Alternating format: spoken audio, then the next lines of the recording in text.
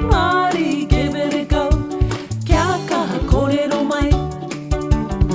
Te reo Māori, give it a go. Te reo Māori, give it a go. Te reo Māori, give it a go. Kia kaha kōrero mai. A, E, I, O, U. A, E, I, O, U. Master the vowels and the alphabet too. Master the vowels and the alphabet too. A, E, I, O, U. A, E, I, O, U. Learn your pepeha and some new kupu. Learn your pepeha and some new kupu. Te reo Māori, give it a go. Te reo Māori, give it a go. Te reo Māori, give it a go. Kia kaha kōrero mai.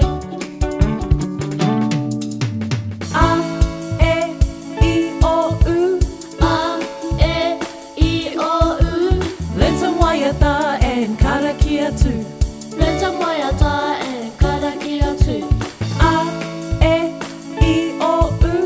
A, E, I, O, U.